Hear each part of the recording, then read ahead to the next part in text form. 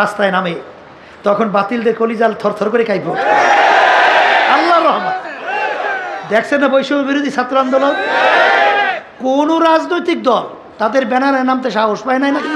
তাদের নামে নাই, বিভিন্ন কাজে সহযোগিতা করছে। কিন্তু ইসলামী আন্দোলন বাংলাদেশ আমরা আমাদের ব্যানার নিয়ে ন্যায়ের পক্ষে, অন্যায়ের প্রতিবাদে, খুনিদের বিরুদ্ধে, জালেমদের বিরুদ্ধে আমাদের জানের ঝুঁকি নিয়ে রাজপথে নামছিল, ওদের বিরুদ্ধে আওয়াজ তুলছিল, বাংলার জমিনের ভিতরে অভ্যুত্থান ঘটিয়েছিল। ঠিক বসে যেই কথা বলতে চাইছিলাম, হ্যাঁ বসেন, যেই কথা বলতেছেন বসেন, বসেন, বসতে হবে, বসেন। তাই মনে করছেন আল্লাহ আমরা কিছু বুঝি না? না কথা কয় না, কিছু বুঝি না আমরা পরিষ্কার। এই যে 2024 জাতীয় নির্বাচন, জানুয়ারি 7, আওয়ামী লীগ সরকার প্রধানমন্ত্রী সহ কি চেষ্টা করছে আমাদেরকে নির্বাচন না, আমি জানি। কথা বোঝেন নাই? প্রধানমন্ত্রী থেকে ডাইরেক্ট সরাসরি লোক পাঠাইছে। আমি বলছি আপনাদের অফিসে আমি যাব না, আমরা যেখানে বলবো সেখানে যাইতে হবে। বসছিল ঠিক, প্রায় 1 থেকে 1.5 ঘন্টা আলোচনা, পরিষ্কার মেসেজ পাঠাইয়ে দিছি, ইসলামী আন্দোলন বাংলাদেশ আপনাদের এই পাঠানো আমাদের 10টা এমপি দেবেন, বিরোধী দল বানাবার চিন্তাও আছিল। কথা বলছেন নাই? বুঝি, কিন্তু আপনারা আমাদেরকে ব্যবহার করিয়া আপনারা এই অন্যায়ের সাপোর্টে সরকার গঠন করবেন, আর সেই অন্যায়ের সহযোগী আমরা হব, এটা ভুল। এ চিন্তায় কথার কথা বলতেছি, আমি বলতেছি, ও তাদের কাছে বলি নাই, কেউ ঘুম নষ্ট করিয়া লাভ নাই। ইসলামী আন্দোলন বাংলাদেশ কখনই পরগাছা হতে চায় না। এই বাংলাদেশের ভিতরে বট বৃক্ষের মতো মজবুত গাছ হিসাবে বাংলার জমিনের মধ্যে ইসলামকে সংসদে পাঠাতে চায়। ইসলামী শক্তি হবে বাংলাদেশের ভিতরে শক্তি।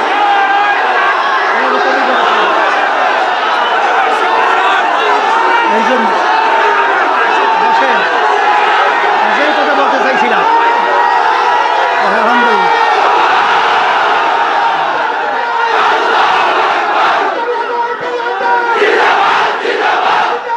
বসেন বসেন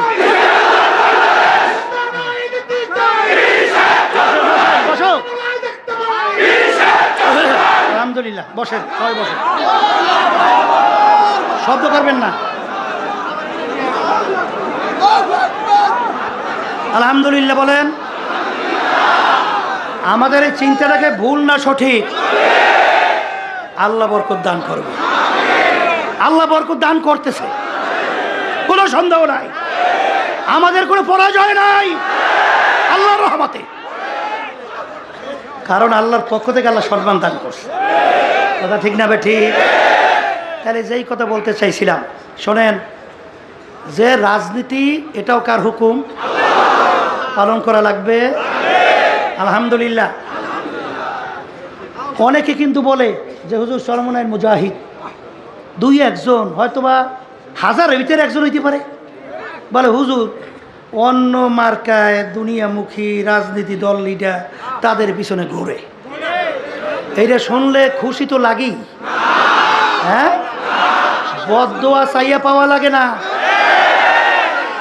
ওরে কপাল পোড়া, তোমাকে চরমনাইতে আসছে বলছে কে? তুমি চরমনাই মুরিদ দাবি করো কেন? চরমনাই তোমাকে কেউ পাও ধরিয়ে আনছে না? হ্যাঁ, কিসের জন্য ভিড়াভিড়ি করেন? খোদা না খাস্তা, ওই যে শোনেন না বিভিন্ন গল্প কাহিনী কিসা শোনেন না? হ্যাঁ, যে ওই পাথর মারে রক্ত পরে হাসে, আর যখন ধুল উঠাইয়া মারে কাছেও যায় না, চিৎকার মারিয়া কান্দে বেহুশ হয়ে পড়িয়া যায়। ব্যাপার কি? পাথর মারছে রক্ত পরে, আপনার কিচ্ছু, আপনার অনুভূতি নাই, হাসতেছে। আর ওই ব্যক্তি আপনাকে ধুল মারলো আর আপনি চিৎকার মারি পড়ে গেলেন, কারো বলে যে আমাকে পাথর মারে ওরা আমাকে চেনে না। এই জন্য আমার দিলে কোনো কষ্টও পাই না। কিন্তু যে আমার গায়ে ধুল মারছে, ধুল মারা এটা আমি সহ্য করতে পারবো, আমাকে চেনে। তা চরবনের মুজাহিদ এই লেভেল, এই পরিচয় দিয়া যারা নাকি ব্যতিক্রম ধর্মী কাজ করবেন, তখন আমাদের কলিজায় তীরের মতো আঘাত করে। কথা ঠিক কিনা? রাগ করছেন? বাজাদের পায়ে ধরে বলছি, বাজান আল্লাহর কুতুবেরা এই তরিকা কেন রেখে গেছে? দুনিয়া ক্ষণস্থায়ী, আখেরাত শুরু আছে আর। তাই প্রতিটা ব্যাপারেই তো আল্লাহর হুকুম মানা লাগবে, আল্লাহ রসুলের তরিকা অনুযায়ী চলা লাগবে। আমাদের ভুল হইলে কোরআনের হাদিস অনুযায়ী ধরাইয়া দেন, যদি না হয় তাহলে বাজার সোজা হয়ে কবরে রওনা। জোরে বলেন কথা ঠিক কিনা? তাইলে প্রতিটা ক্ষেত্রে আমার মালিকের হুকুম আছে না না? আমাদেরকে মালিক বানাইলেন কেন? বলেন তার ইবাদতের জন্যে। আবার বলেন অন্যান্য মাখলুকাত আমার মালিক বানাইলেন কেন? আমাদের জন্যে। আমার মালিক কেমন জানি? তোমার আমার দিকে তাকাইয়া বলে, আব্দুল করিম হে রেজাউল করিম, হে রহিমা খাতুন, তোর বিচার আমি চাইয়া চাইয়া দেখি। তুই একটা গরু পালো দুধ খাওয়ার জন্যে, গরু এখন দুধও দেয় না, বাচ্চাও দেয় না। তুই কি করলি আমি তোর বিচার চাইয়া চাইয়া দেখি। তুই একটা ছুরি ধার করলি, গরুটাকে শোয়াইয়া তুই গরু জবাই করলি, তারপর খাল খুইলা তুই গোশত পাক করে নিজে আত্মীয় স্বজন নিয়া খাইলি। খা বন্দা বান্দে, আমি তোর জন্যই বানাইলাম। এ বন্দা বান্দে, আমি তোর বিচার চাইয়া চাইয়া দেখি। তোর বাড়িতে মেহমান আসছে, মেহমানকে মুরগিও খাওয়ানো লাগবে, কিন্তু ঘরে কোনো অন্য কোনো জায়গায় মুরগিও নাই। একটা মুরগি বাচ্চা দিয়া টই টই কইরা চলে, ওদিকে এমন মেহমান মুরগির গোশও খাওয়ানো লাগবে। আমি তোর বিচার চাইয়া চাইয়া দেখি, তুই মুরগিটাকে থাবা দিয়া ধরলি, বাচ্চাগুলা মা হারা বাচ্চা চেউ চেউ কইরা চিল্লা। তুই মুরগিটাকে জবাই করলি, পাক কইয়া আত্মীয় তুই খাইলি। খা বন্দা বান্দি, আমি তোর জন্যই বানাইলাম। তোকে আমি বানাইছিলাম আমার ইবাদতের জন্যে, আরো অন্যান্য মাখলুকাত বানাইছি আমি তোদের জন্যে। তোর এক কাজে লাগে নাই, তুই অন্য কাজে লাগাইয়া দিলি। তোদেরকে বানাইছিলাম আমার ইবাদতের জন্যে, আমি তোর বিচার চাইয়া চাইয়া দেখি। আমার হুকুম নামাজ ফরজ 5 ওয়াক্ত, ফজরের সময় শীতের দিন কম্বল ল্যাপ মোড়া দিয়া তুই ঘুমাও। ওদিকে আমার পক্ষ থেকে তোকে আমি মুয়াজ্জিন দাওয়াত করে, আসসালাতু খায়রুম মিনান নাওম, ঘুম হইতে নামাজ ভালো। আমি তাকাইয়া দেখি তুই ল্যাপটাই না নাকটাই না ঘুমাও। তুই আমার হুকুম পালন করার জন্য মসজিদে যাও নাই, তুই নামাজ পড়ো নাই। এক কথায় তোকে আমি ইবাদতে পাই নাই। জোহরে ডাকছি তোকে আমি পাই নাই, আসরে ডাকতাম তোকে আমি পাই নাই, মাগরিবে পাই নাই, ইশায় পাই নাই। রমজান মাসে রোজা রাখতে বলছি তুই রাখো নাই। পর্দা আমার হুকুম ফরজ, তুই পর্দা করো নাই। ধনী হইলে হজ যাকাত আদায় করার জন্য বললাম, তুই হজ যাকাত আদায় করলি না। সুন্নাত তরিকা অনুযায়ী চলতে বললাম, তুই চলো নাই। তোকে আমি বানাইছিলাম আমার হুকুম অনুযায়ী চলার জন্যে। এখন এই বন্দাবান্দি তোর বিচার তুই কর। তোকে যখন আমার ইবাদতে পাই নাই, এখন তোকে আমি কোন কাজে লাগাবো? গরু কাজে লাগায় নাই, জবাই দিয়া গোশ পাক কইরা খাইলি, মুরগি ধইরা গোশত পাক কইরা খাইলি। তোকে বানাইছিলাম আমার ইবাদতের জন্য, তোকে আমার যখন ইবাদতে পাই নাই, তোকে অন্য মানুষ জবাই কইরা খাবে, তাও তো আমি জায়েজ রাখি নাই। এখন তোকে আমি কোন কাজে লাগাবো? হে বান্দা বান্দি, মনে রাখি আমার একটা কাজ আছে, আমার একটা চুলা আছে। ওই চুলার নাম হলো জাহান্নাম।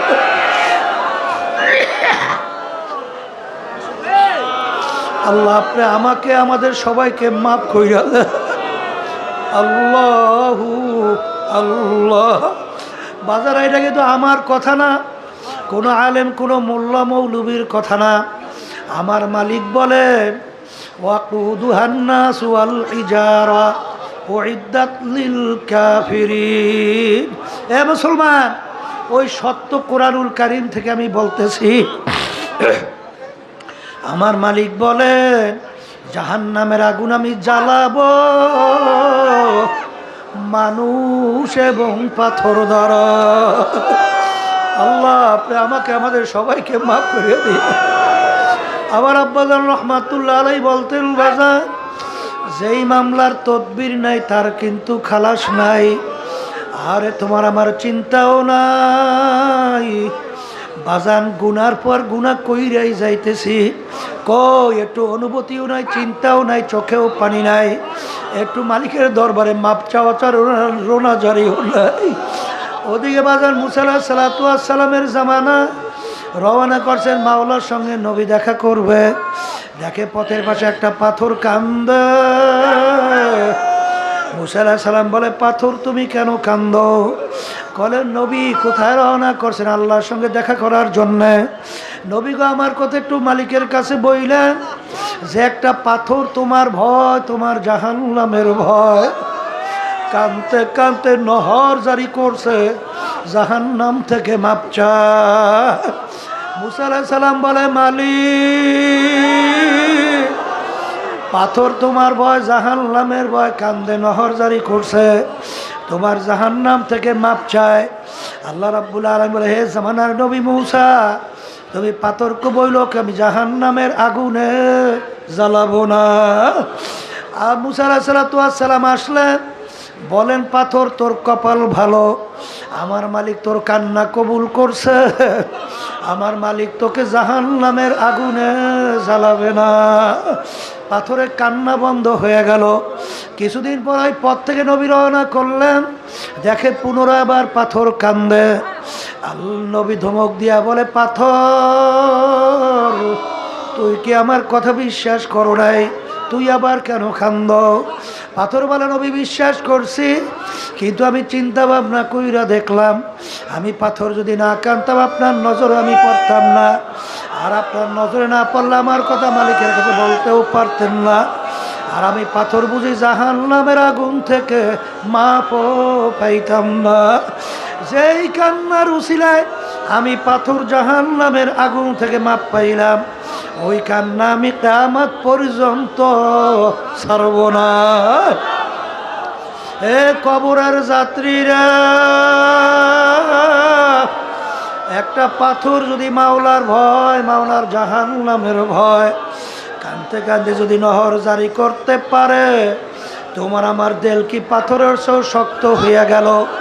তোমার আমার গুনার কথা মনে কইরা, মাওলার আযাব গজবের কথা মনে কইরা, মাওলার জাহান্নামের কথা মনে কইরা তোমার আমার চোখে কেন পানি আসে? এ দুনিয়াদার পাগল আমার বাবারা, এ পর্দার আড়ালের মা বোনেরা, যেই মামলার তদবির নাই তার কিন্তু খালাস নাই। আল্লাহর ওলিদের ইতিহাস পইরা দেখো, সাহাবায়ে কেরামদের ইতিহাস পইরা দেখো, তাদের ঈমান কেমন ছিল, তোমার আমার বিশ্বাস ঈমান কেমন। বাজান ওমর ফারুক রাদিয়াল্লাহু তাআলা আনহু কাঁদতে কাঁদতে গালে দুইটা দাগ পড়ছিল। বাজান অনেক সময় রাস্তা দিয়ে হাঁটতেন, ভেজা কুটার নাড়া হাতের ভিতরে উঠাইয়া বলতেন, ভেজা কুটার নাড়া তুই আমার চেয়ে অনেক ভালো। অর্ধেক দুনিয়ার রাজত্ব করছিলেন, বাংলাদেশের মতো প্রায় 200 দেশের রাজা, আর বর্তমানে একটু এলাকার মেম্বার, চেয়ারম্যান, একটু এমপি মিনিস্টার হইয়া, একটু বড় অফিসার হইয়া এখন ধরাকে সরা জ্ঞান মনে করেন না। অর্ধেক দুনিয়ার রাজা, বাংলাদেশের মতো প্রায় 200 দেশের রাজা, আমিরুল মুমিনিন ওমর ফারুক রাদিয়াল্লাহু তাআলা আনহু রাস্তা দিয়ে হাঁটে, ভেজা কুদানার হাতের ভিতরে উঠায়, তাকাইয়া তাকাইয়া দুই চোখের পানি সাইরা দিয়া কান্না, আর বলে, ভেজা কুটা নারা তুই আমার চেয়ে অনেক ভালো, তোর কোনো হিসাব নাই, নিকাশ নাই, তুই মাটির সঙ্গে মিলা যাবি, আর আমি ওমর মানুষ, আমার মালিকের সামনে দাঁড়াইয়া হিসাব দেওয়া লাগবে, তুই আমার চেয়ে অনেক ভালো। ওমর ফারুক রাদিয়াল্লাহু তাআলা আনহু অনেক সময় আফসোস করতেন, মালিক আমি যে তোমার একটা মাখলুক বকরি হইতাম, তোমার বন্দাবাদি জবাই কইরা গোশত পাক কইরা খাইয়া ইবাদত করত, কিন্তু আমি ওমর মানুষ, কিয়ামতের ময়দানে আমার দাঁড়াইয়া হিসাব দেওয়া লাগবে। তাদের বিশ্বাসটা কেমন ছিল, তোমার আমার বিশ্বাস কেমন? এ দুনিয়াদার পাগল আমার বাবারা, ভালো কইরা বোঝা। ওসমান গনি রাদিয়াল্লাহু তাআলা আনহু অনেক সময় কবর দেখতেন, এমনভাবে অজরে কান্না শুরু করতেন, কাঁদতে কাঁদতে দাঁড়ানো অবস্থায় ঠাস কইরা পয়সা পড়ত। লোকেরা বলে আমি কবর দেখলে এরকম আপনি কেন অস্থির হইয়া যান? তিনি বলে, ও আমার সাথীরা, আখেরাতের যেই কটা ঘাটি, তার প্রথম নম্বর ঘাটি হইল কবর। ওই কবরে যার সঙ্গে ভালো ব্যবহার হবে, সামনের ঘাটিতেও ভালো ব্যবহারের আশা করা যায়। এই জন্য আমি কবর দেখলে সহ্য করতে পারি না। যেই মামলার তদবির নাই, তার কিন্তু খালাস নাই। বাবারে বড় পীর আব্দুল কাদের জিলানী রহমাতুল্লাহ আলাইহি, যাকে আমরা বড় পীর সাহেব হুজুর বলি, ইতিহাস পড়লে দেখবা আল্লাহর ঘরের সঙ্গে মাথাটারে টাকায় আর বলে, আমার মালিক তুমি যদি কিয়ামতের ময়দান আমাকে মাপ নাই করো, অন্ধ কইরা উঠাইও।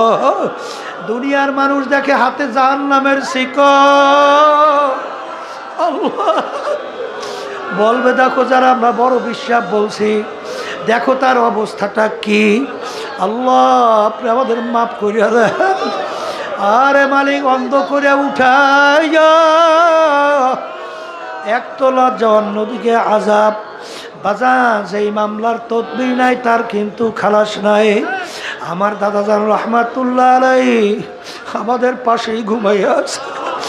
আমার দাদাজান রহমাতুল্লাহ আলাইহি ইন্তেকালের আগে আগে চকির উপরে বসে কবরস্থার দিকে তাকাইয়া তাকাইয়া পোলাপানে মাথা উয়া করিয়া চিল্লাইয়া কান্দে, আর করুণ সুরে মাওলার দিকে ফিরা ডাক দেয় আর বলে, হে আমার দয়ার মালিক, তুমি যদি আমাকে মাপ নাই করো, ওই অন্ধকার কবরে আমি একা কেমনে থাকবো? এ কবরের যাত্রীরা, এ কবরের যাত্রীরা, ওই কবরের কথা স্মরণ করতে থাকো। যেই কবরের ভিতরে বাতি নাই, সাথীও নাই, বিছানাও নাই, বালিশও নাই।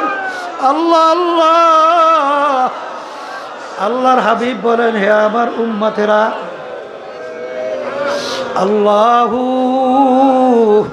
কবর তোমাদেরকে দৈনিক ডাকে। আরে আর ডাক দিয়া বলে, আব্দুল করিম, হে রেজাউল করিম, হে রহিমা খাতুন, আনা বাইতুল ওয়াহদা, আনা বাইতুল জুলমা, আনা বাইতুল জুল। হে আব্দুল করিম, আমি একাকির ঘর, আমি অন্ধকারের ঘর, আমি পোকামাকড়ের ঘর। আরে ওই ঘরে যাওয়া লাগবে, মোরাকাবা করো। বাজা আমার আব্বাজান রহমাতুল্লাহ আলাইহি অনেক সময় অন্ধকারে নামাজ পড়তে রওনা করতেন। আরে হঠাৎ জোরে চিল্লাইয়া কাইদা উঠত, দরজা খুলিয়া দেখা গেল আব্বাজান সিঁড়ি দিয়া নামে, আর গুনগুন গুনগুন কইরা কান্দে। যাদের জীবনটা মাওলার রাস্তায় কাটাইয়া দিল, তবু মন মানে না, কিভাবে অন্ধকার কবরে একা থাকবে, এই জন্য গুনগুন কইরা কান্দে। এই জন্য আমার বাজানদেরকে বলবো, পর্দা আলে মা বোনদেরকে বলবো, হে বড় লোক আমার বাবারা, হে ধনী আমার বাবারা, হে বড় অফিসার লেভেলের আমার বাবারা, হে শৌখিন আমার বাবারা, আমার মালিক জাহান্নামের যে আযাবের ঘোষণা করছেন, ওই এক সেকেন্ড আযাবের সহ্য করার শক্তি দুনিয়ার কোনো মানুষের নাই। বাজান, আমার মালিক তোমাকে আমাকে সমস্ত মাখলুকাত বানাইলো কেন? আমাদের জন্য। আমার মালিক গাছে তুলা কেন বানাইলো? একদিন কি চিন্তা কইরা দেখছো? আশরাফুল মাখলুকাত আমরা মানুষ, আমার মাওলার বড় আউসের বান্দা-বান্দি। আরে তুমি আর আমি যখন ঘুমাইয়া যাব, মাথাটা যদি জমিনে ভাইঙ্গা পইরা থাকে, আমার মাওলার কুদরতি পরাণে সহ্য হয় না। এই জন্য আমার মালিক গাছের ভিতরে তুলা দিল। হে বান্দা বান্দি, গাছের তুলা পারবি, বালিশ বানাবি, ল্যাপ তোষক বানাবি, ল্যাপ তোষক লাইসা ল্যাপ গায়ে দিয়া বালিশ মাথায় দিয়া তারপর তুই ঘুমাইয়া যাবি। আমার কুদরতি কলিজারা ঠান্ডা হইয়া যাবে। আজকে এইটা পাইয়া ল্যাপ মুড়া দিয়া ঘুমাও, মালিকের হুকুম পালন করতে মাসরে যাও না। কিন্তু হেনে মোখারাম মনে রাখিও, আমার মালিক কিন্তু জাহান্নামের মধ্যেও ল্যাপ তোষকের ব্যবস্থা করছে। এ আল্লাহর বান্দারা সহ্য করতে পারবা? অমিল জাহান্নামা মিহাদু অমিল ফাউদিহিম গওয়াশ। আমার মালিক বলেন, জাহান্নামের মধ্যেও আমি ল্যাপ তোষকের ব্যবস্থা রাখছি। আর জাহান্নামীদেরকে আমি বলবো, হে ফেরেশতারা, জাহান্নামীদেরকে জাহান্নামের তোষকের মধ্যে শোয়াইয়া দাও। এরপর জাহান্নামের ল্যাপটা গায়ের মধ্যে দিয়ে দাও। এরপরে জাহান্নামের ল্যাপ তোষকের চতুর্পাশ দিয়ে বল্টু দিয়ে আটকাইয়া দাও। এখন ওরা যেন ভাইগা যাইতে না পারে। এখন ল্যাপ তোষকের মধ্যে জাহান্নামের আগুন জ্বালাইয়া দাও। আল্লাহ আল্লাহ, আপনি আমাদের সবাইকে মাফ করিয়া দেন। এই আযাব সহ্য করতে পারবা? আল্লাহ আমাদের মাফ করে। আল্লাহ আল্লাহ, এ দুনিয়াদার পাগল আমার বাবারা, বাজান, দুনিয়ার কষ্ট সহ্য করতে না পারলে মানুষ মারা যায়। কিন্তু আল্লাহ রাব্বুল আলামিন বলেন, লা ইয়ামুতু ফিহা ওয়ালা ইয়াহইয়া। এত কষ্টের পরে মরবেও না, বাঁচবেও না। এ আল্লাহর বান্দারা, আমার মালিক কুরআনুল কারীমের ভিতরে বলেন, জাহান্নামীরা জাহান্নামের আগুনে জ্বলতে জ্বলতে কুল্লামা নাদিজাত জুলুদুহুম বাদদালনাহুম জুলুদা গায়রাহা। আল্লাহ আল্লাহ, জাহান্নামের আগুনে জ্বলতে জ্বলতে ওদের শরীরের চামড়াটা শরীর থেকে পৃথক হইয়া জমিনে ধারাস কইরা পুইরা যাবে। আল্লাহ, মৌত তালাশ করে পাওয়া যাবে না। আবার নতুন চামড়া গজাবে, আবার জাহান্নামের আগুনে জ্বলতে জ্বলতে আবার চামড়া জমিনের ভিতরে পইরা যাবে। লা ইয়ামুতু ফিহা ওয়ালা ইয়াহইয়া। এ বড় লোক আমার বাবারা, আজকে দুনিয়া একটু সূর্যের আলো সহ্য করা যায় না। কিয়ামতের ময়দানে আমার মালিক এই সূর্য এক হাত বা সোয়া হাত মাথার উপরে উপর করে ছাইরা দেবে। কিয়ামতের ময়দান তামার জমিন। কিয়ামতের ময়দানে গাছ নাই, ঘর নাই, বাড়ি নাই, ভাগুই নাও কোনো জায়গা নাই। সূর্যের তাপে কিয়ামতের ময়দান পুইরা লাল চামড়ার মতো লাল হইয়া যাবে। আল্লাহ আল্লাহ, আমাদেরকে মাফ করিয়া দেন। আল্লাহ, সূর্যের তাপে নাফরমানদের তালুটা টাস টাস কইরা ফাইটা মগজগুলা ভাতের মতো উতলাইয়া বাইয়া বাইয়া পড়তে থাকবে।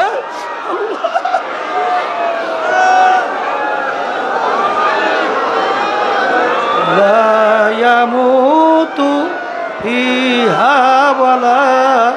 ইয়াহইয়া। মানুষ মরবেও না, বাঁচবেও না। এ দুনিয়াদার পাগল আমার বাবারা, আজকে দুনিয়া এক আগুন, 1 মিনিট আঙ্গুল রাখা যায় না। আল্লাহ রাব্বুল আলামিন জাহান্নামের আগুন বানাইছেন কেমন?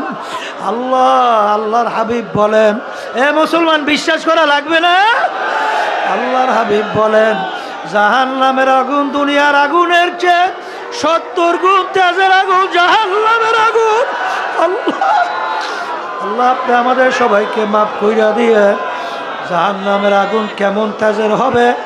আল্লাহ রাব্বুল আলামিন বলেন নারুল্লাহিল মুকাদাতুল্লাতি তাত্তালিউ আলাল আফইদা।